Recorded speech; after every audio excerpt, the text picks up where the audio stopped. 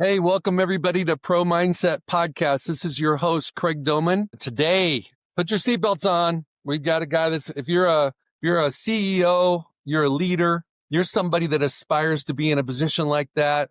You're going to learn a lot today. We have on our show today, Randall Thames, and Randall is too many things to say. Author, executive leadership coach, all these things. Randall, welcome to Pro Mindset. Thanks, Greg. I really appreciate it. Let me just pause and say I'm humbled and honored. I know that time is the most valuable commodity. And the fact that you are allowing me to come on and spend some time with you, I think is great. Thanks so much. You are welcome. So that you can adequately communicate like just where you've been, your just kind of like your story. Yeah. Share for our audience your story. Yeah. So, I spent 38 years in corporate America, and I shouldn't say but in that span of time, and I worked with Fortune 5 companies a couple of times as a corporate executive. And so with that, I actually had a complementary career. And that career consisted of, while in the 90s, we'll break it down into chunks. So while in the 90s, I actually was a certified fitness trainer. So I would wake up in the morning, I would go out, I would teach classes. They were outdoor adult classes where, we would get people going. And I did that for a number of years in addition to the corporate job. That's the 90s. In the 2000s, I actually then became a certified executive coach. So I was coaching both formally and informally, both privately as well as in service for the company, but I did that. And then also in the 2000s became a licensed, ordained, certified pastor. And so if you look at the trajectory of my career over that 38-year span, that's inclusive of being a workout guy, being a person that helped professionally in terms of a transformation, and then kind of the spiritual, the mentoring, the ministry, the preaching, the teaching as a pastor, all of those things kind of had a common thread, and it's to help improve people and organizations. And so all of that has kind of culminated in my last 6 years in professional life. I worked for a major global executive leadership development and search firm, and as a senior partner. And so I dovetail all of that and say, now what I do is I inspire people to ignite that fire that is inside of them, physically, spiritually, professionally. That's what I do. Okay, so what is the superpower that people have that a lot of people don't even know they have? Well, so, I'm of the belief that everyone is a masterpiece. And so that masterpiece exists inside of everyone. Therefore, in spirit, Institute is a place, a hub, a repository, the Institute, so many different channels and ways where people can reach their inner spirit, their inner masterpiece, and really create value for everything and everyone around them. So what is that? Well, that's the journey that I like taking people on. In my book, Rise to the Role, it's the role of life. It's the role of who are you and what's your why? It's the role of let's tap into that I call it the super purpose power. So what that is, it's a unique value set or skill set that you have it and no one else in the world has what you have. But so many people don't operate under that. And so what we do is it's a very simple methodology and framework. And it's laid out in the book. It's first you got to decide that you want to pursue it. Then you discover, develop, and then ultimately display it for everyone. And you don't display it just for yourself, but you display that superpower so that everyone else can benefit just being around you. Okay, how do people give us a couple steps on how do you discover it? So just take me, okay? Husband, father of 3 kids, soon to be a grandfather, which is super dope. I'm lost. I don't know what my purpose is. Yeah. I don't know why I'm here. I don't know what I'm supposed to do next. I'm at that point where you age out of things from time to time. Where do I start to discover? It's doing I would call it a scan of who you are. And so part of that scan, it could be psychometric testing. There's the tests that are out there, personality types testing, professional skill sets, MBTI. It's the Gallup test. So there's so many different, and you can get a lot of these online. All you have to do is Google, self-assessment testing. And part of these tests will create what I call a foundation or a platform of discovery. And so the discovery process, you can do that online, or you know what you can do is, and this is what I do, is sometimes it's as simple as you are the product of the 5 to 6 people you hang around. So you tell me who your 5 or 6 people are. I'm going to go ask them a series of questions. Like, what do you come to Craig for? What do you think? Like, when you ask him advice, you're going to get a solid answer. What are some of the things that when you see him, he's head down doing this, he may skip a meal even in doing this. What keeps him up at night, in your opinion? When he's texting you, what is a common theme? So that's like a very simple way of discovery. And then you can go all the way on the other end of data and insights through some of these psychometric tests. So it's really creating what I call your scan of your life, and in getting that data, getting the insights, getting the experiences from that data, and then giving that back to you. They say feedback is a gift. Giving that back to you and say, hey, Craig, did you know that? And then you fill in the blank.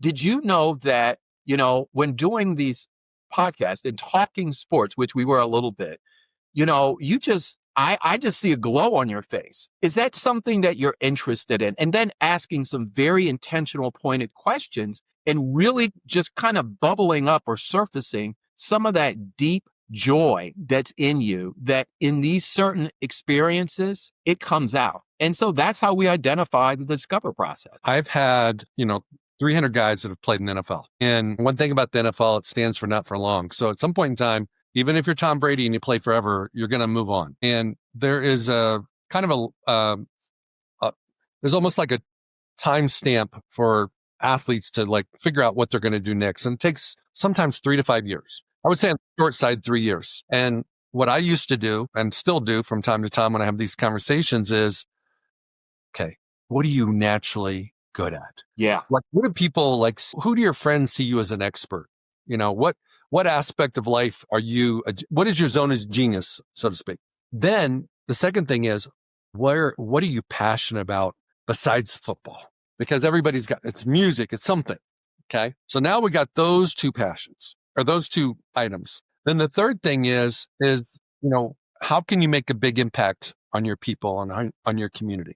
Because if you take what you're good at and you take what you love and you can make an impact at the intersection of all three of those is what you should do. And does it always give us the answer? Of course not. But it does help the guys move in the right direction, because that is the biggest struggle that guys have is we're human beings, but we see each other as human doers. Yeah. So like, hey, bro, what do you do? And you tell me. And now we go down this road of what you do. I don't even know who you are, but I know what you do. There you go.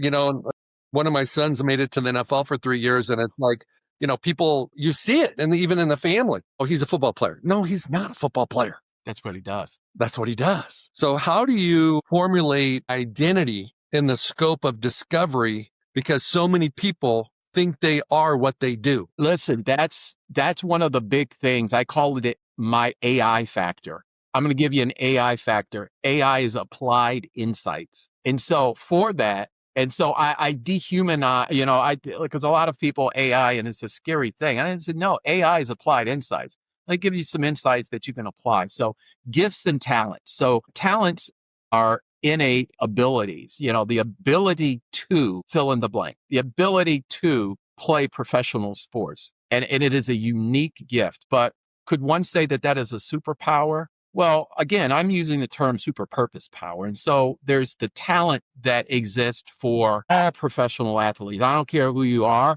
As a professional athlete, you've made it, and the talents that you have been born with, those innate abilities that are associated with it, that's what it is. Oftentimes, people associate their talents and the activity of applying those talents to their identity. That's the bridge. Most people, and we can even apply this in the business world, the frustration comes in, where people's talents, let's say there's a professional athlete and they still have a mindset that they want to perform in those talents.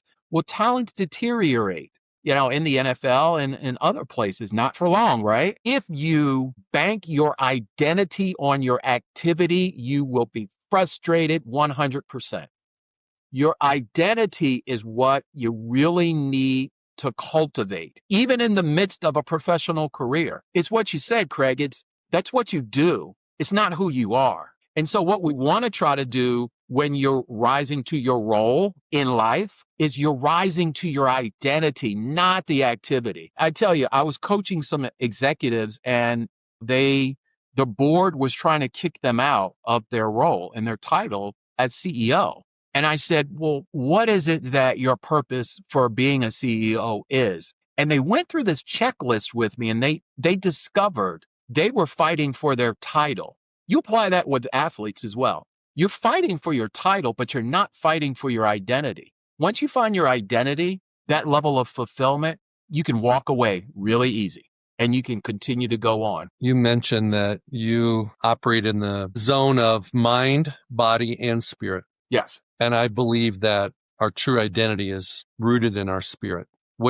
Right? So how does identity and spiritual world, how does that mesh? How does your identity show up in your spiritual life? So, for me, because you took it there, the ordained pastors. So I am going to bring this forward. Thank you for that invitation. I would refer to the passage in the Bible, Romans 8, the entire chapter. Romans 8 talks about life in the spirit. And Romans 8 and 12 specifically mentions and it walks through how to live a life in the spirit. And so it talks about even having a life that can defeat, and in this term, we're not talking about the mortal death, but a spirit that can defeat the death of things. That's that superpower. And that's that internal spirit that creates the ability to, in the middle of your storm, you're having a losing season. We can keep it on a sports analogy. You're having a losing season. There's not good chemistry. There's all kinds of things that, you've prepared for, but there are circumstances around you. Things aren't going your way.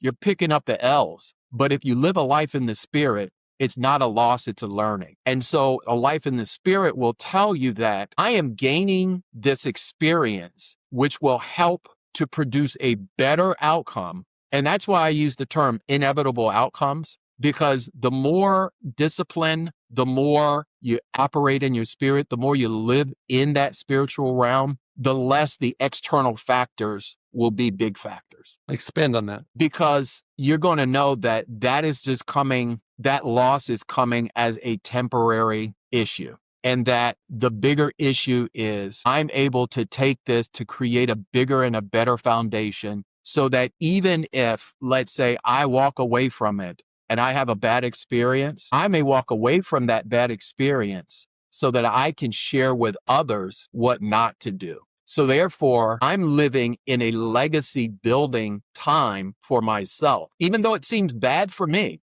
And again, that's part of like the discipline, and I'll use that word and we can go with that, of rising to the role. The discipline of rising to the role is whatever it might be, it can serve a purpose. Maybe not for me, but for someone else that I can share to say, this is what maybe not to do or the route not to take. Okay, Randall, we're finished with discovery. Okay. We kind of have an idea of our identity and we're being intentional about who we are and who God created us to be. Mm-hmm. We're crystal clear. How do we develop now? Develop is coming through a process. And so here's how I break down a process. A process is create a concept.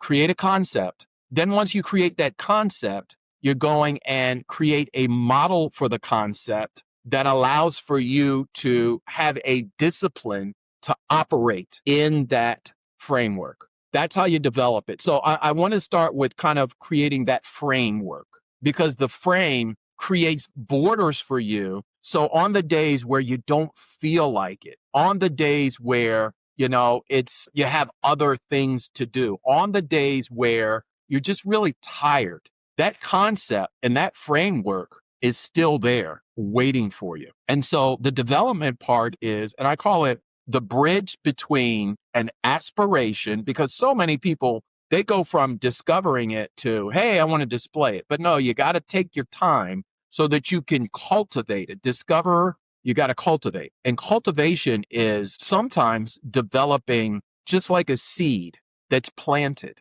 not buried, because there's a difference between being planted and buried. And if that seed is planted, you have to go and you have to workshop it and you have to work it and you have to work the process. And in working that process, there is a discipline factor that needs to be attached to it. So here's the bridge. The bridge between aspiration and goals is discipline and consistency. And so there are two pillars to that. Discipline means you have to develop the methodology to do it. Consistency is you have to do it over and over and just getting the reps in. And inevitably, growth is attracted to discipline. Wow. That's how you develop. That's simple. It's the simple process of developing. And then part of the development is defending the challenge that comes with those days that it may not be working for you. You may not feel like it. You'll get opposition. You'll get no's. So part of that is defending.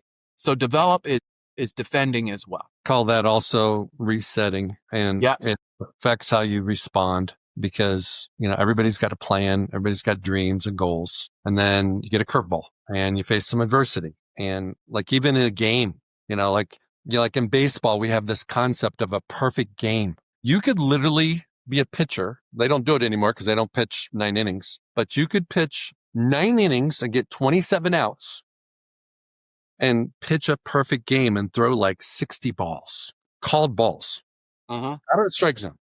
It's not a perfect game, but it's called a perfect game.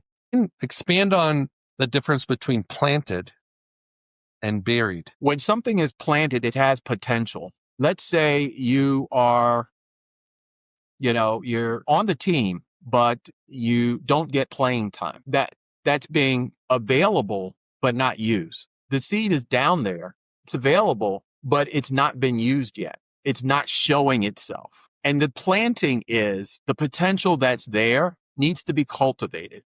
And maybe it needs to go through some experiences. Maybe it needs some, and it's, being planted is a lot of times it's not fun because it's still under dirt. It's dark. And it is a place where you could actually create an opportunity for yourself to, because it is a dark place, because sometimes it's a lonely place, because sometimes it's a place where the only audience that you see is you in the mirror. And that's an opportunity to say, here's what I am going to be in my coming out. Being buried is settling for where you are underneath that dirt with no desire, no ability, no practice to put yourself out there on display.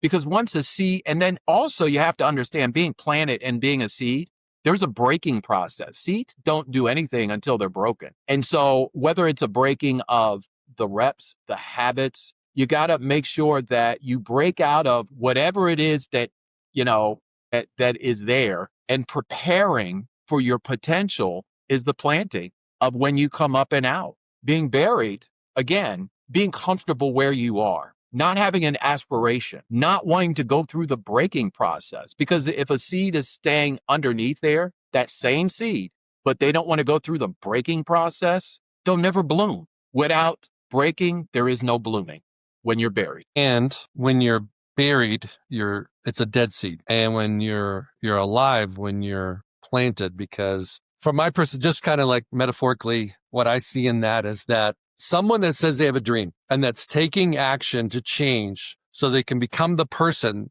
that is worthy of the dream, compared to the person that just says, I would love to do this, love to be this, and they don't take any action. They're not going to move. They're going to be buried. They're dead. They're going to be the same in 5 years as they are today. Where the person that is planted also is getting nurtured, is learning, growing, connecting with people, learning a new skill, whatever it is, taking risk. Absolutely. And here's the irony of what you just described so beautifully, Craig, is that a lot of people decide and they discover they have talents, but they just leave it right there. And they're buried. Going back to, if you look at biblical scripture, it's burying your talents, literally. Yeah. And if you don't look at it as an expansion of who you are and don't develop, so discover, but don't develop it, they'll stay buried. That's where the discover, develop before you display comes into play. Well, something I like to talk about with parents and whatnot about that have kids that are they look good getting off the bus. God bless them. They didn't have to do anything to be 6'5". Like they just roll out of bed and they're 6'5". It's like, that's a gift. That's a talent. Okay. Some kids that are 5'8" would love to be 6'5". Yeah. Like most people think in 2D. And what I mean by that is you take your talent and you work hard. And that's the extent of your performance. That's like almost the cap of your performance, unless you add mindset. And so when you take your talent, you take hard work ethic, and then you have a great mindset, you can grow, you can expand, you can overcome adversity, you can do all these things. So that's why sometimes guys that get drafted in the 7th round that people passed over, 200 and like Brock Purdy for the 49, 261 times NFL teams passed over him until the Niners took him with the last pick, and he's making $50 million and he's a really good player. So at the end of the day, it's like he has to have something where he's a planted seed to develop into what he's become. Because if everybody saw it on draft day, draft weekend, he wouldn't have been the 262nd pick. Same thing happened with Tom Brady. So then you have guys that get drafted in, let's say, the top 3, and they're supposed to be franchise saviors. And 5 years later, half the fans can't remember his name. Yeah. So, I mean, if you want to get specific, there are number ones that are out there. Yeah. You use Tom Brady, you use Brock Purdy, but they're number ones. So here's on both sides of it, because, Kwame Brown or Jamarcus Russell, right? So Kwame Brown, the Washington Wizards, and Jamarcus Russell, the Los Angeles, at that time, Oakland Raiders. So they were number ones. And then on the other end, use the example, Brock Purdy and Tom Brady were at the back end, even Brock Purdy being Mr. Irrelevant. So here's the thing. Here's the key. Here's how you make yourself relevant, whether you're 1 or 265. It is the mindset shift. And this is what I say that I do. I said, my story, and bottom line, I inspire people to ignite a cognitive reshaping that allows them to decide, discover, develop, and display their super purpose power that will create inevitable outcomes that works for everything. So that's my mantra. That's what I do. So here's the number 1 to number 265 from irrelevant. One is called relevant because they're a number 1. The others labeled irrelevant because they were picked at the back. Here's the thing. It's a mindset shift. Here's where we talked about that inner spirit, the superpower. Your mind has to say, I am identified not by what the world tells me, but with who I know I am. And that starts inside of you. And so to shift that inside of you, you have to start with your mind. The mind is the most powerful muscle, and it trumps all other things. But whether you're 6'5", 260 pounds, can run a 4.4, 4.5, or, you're 5'10", you got picked, I think Brock Purdy's 5'11", and picked there. Neither should have let the world define them as a number 1 or a number 265. Neither of them should have done that. They should have found that purpose power inside of them, complementary of what the world says, and identity driven versus role driven. Again, that's how you rise to your own personal role. It's not taking the role of what the world defines you as. It's taking the role of what your spirit and your inner self shows you as. 1000% agree with you, Randall. I call it the inside game versus the outside game. And so the guys that play the inside game, that know who they are despite the circumstances. So let's just take draft weekend, and Brock Purdy's down there in Scottsdale, Arizona with his family, hoping to get picked. and pick after pick goes by. And everybody's like, oh my God, they needed a quarterback. They didn't take you. Most people that play an outside game go, I must not be any good. Nobody likes me. By the end of the draft, they're just like exhausted and they've lost their entire worth because they pegged their worth to where they were going to get drafted. Yes. Guys that play the inside game, which Brock obviously has, or he wouldn't be where he's at, is it doesn't matter. If I'm the first pick, the last pick, or somewhere in between, or not at all, I'm still going to go do my thing. I'm still going to be who I am. I'm still going to show up the way I know how to show up. And that's where I think athletes get tricked on draft weekend through the whole draft evaluation process into you get drafted in the first round. You get the financial benefit of being a first rounder, fully guaranteed contract, 5-year deal, blah, blah, blah, averaging, 20-some million a year or 20-something million in total, guaranteed that you're important. But if you get drafted in the 7th round and you get a signing bonus similar to less than what the law students are getting when they come out of law school or work for a law firm, you're not important because you're playing an outside game. Social media magnifies it. The media, the mainstream sports media that pegs this guy, think about the draft coverage. 98% of the draft coverage for any of the 32 teams is about one guy. Yeah. The first guy. The other guys are chumps. Oh, we got to talk about second, third rounder just because they might be good. But the third day guys, they're chumps. They're afterthoughts. They don't get flown in on the private jet to go do a press conference with the media, introduce them to the, Raider Nation or whatever team it is. So how do you as a young man, which is reflective of everybody, play an inside game about who you are with that spiritual foundation when the world tells you you're only important if you fit this profile? Well, first of all, it's the concept of you are wonderfully and marvelously made. Let's start with the foundation of that from a inside game spiritual standpoint, because there's something marvelous and wonderful about you. Because if we watch social media, we listen to the reporters, the reports, everyone is assessing you on talents, but they're not assessing the individual. Listen, I heard it was Allen Iverson has a documentary, and Stephen A. Smith said, I did two things. I said to Allen when I first started covering the Philadelphia 76ers as a beat writer back in the 90s, he said, I will do absolutely everything to protect you as a person. But what I won't do is I will be brutally honest as a performer or athlete, right? A lot of people lose their identity on the latter part, on the performer athlete.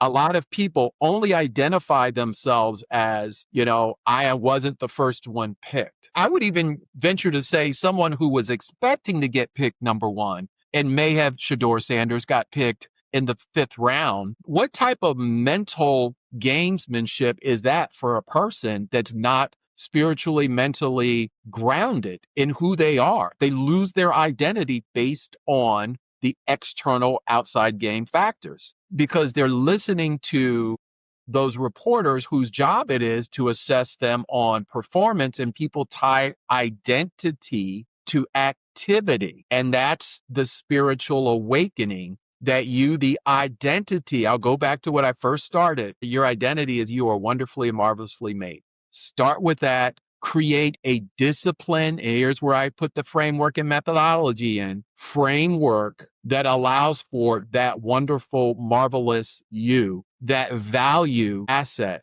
to come out. And it may come out in different ways. Maybe not during the course of a game as an athlete. Maybe it comes out in so many different ways. There's so many athletes now that NFL not for long, after 3 years, now they see I've got another 30 years to create a value asset for myself. That's rising to your role in life. Amen, brother.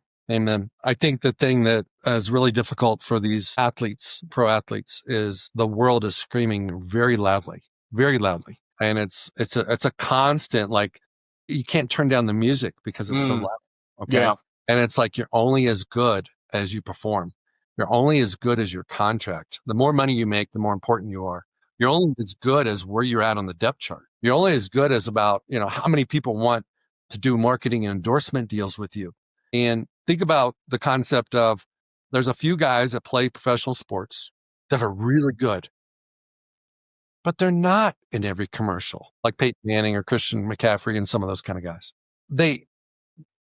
Some athletes will be like, well, I guess I'm not important, depending on whether that activity and their identity are connected in a way they shouldn't be. And if they're disassociated, what they do from who they are, it doesn't matter. Okay, so let's talk about the last D.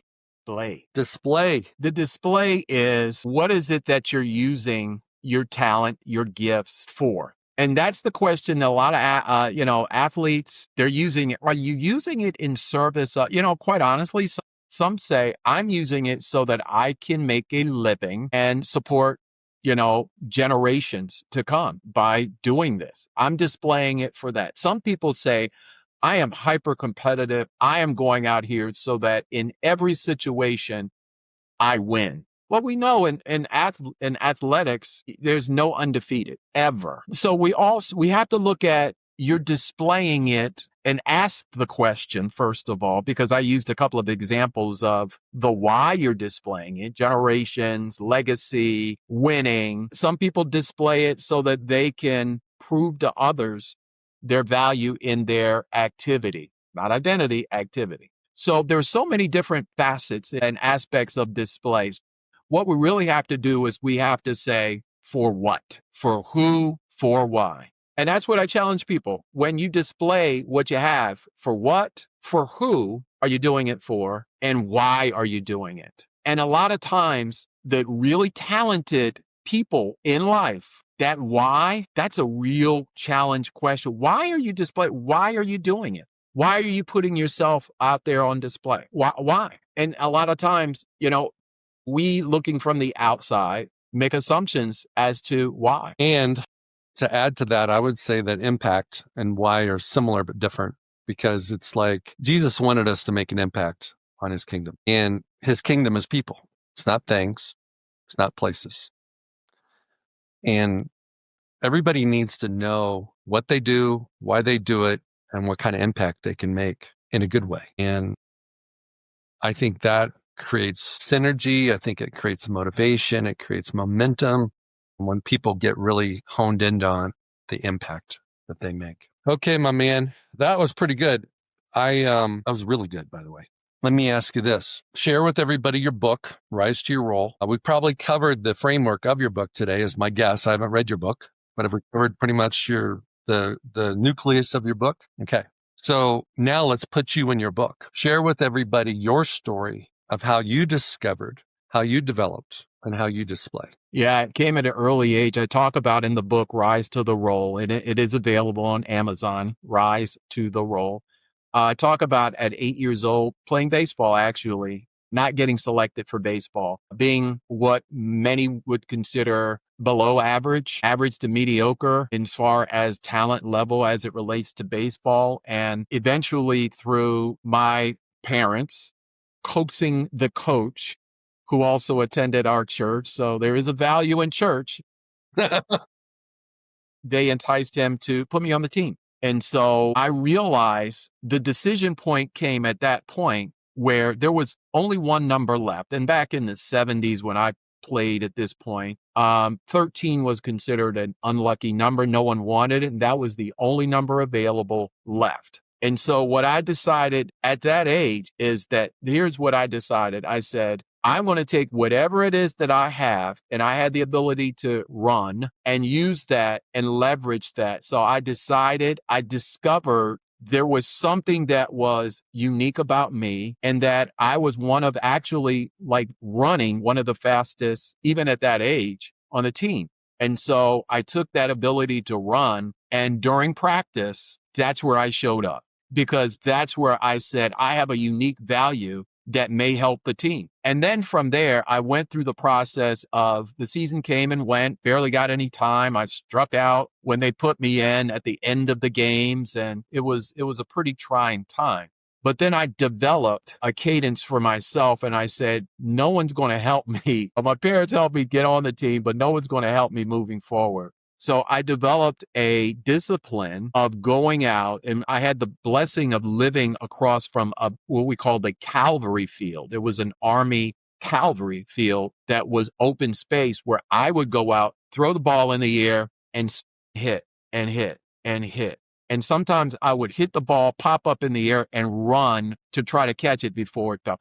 That was the development part. I developed my own cadence, any free time. And here's where the consistency came in. I did it that spring after baseball, all summer, going into the fall. I developed a disciplined, consistent cadence so that when it came time, and we happened to actually move at that time. And so when we moved, I moved. Hold on a second. When you moved, your parents got in a church where the pastor had influence and could get you on the next team.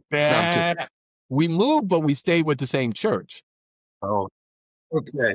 So I was out of the district of that particular league, but by the time I had moved, new start, fresh start. So what I displayed to this new team, new set of coaches, and I'm just using this as one example, but when I got there, I displayed something that was not only the gift of what I had, but the gift of what I gained. And that was the ability to hone in on my skills, to be a little bit better, so that by the end of the third season, I was a regional all-star. I was one of the best in the area at what I did. So here's the thing. I didn't know how to describe what I just said: decide, discover, develop, display. But what I did was I took that and I applied that to everything in my life, whether it was school, because I was an average student.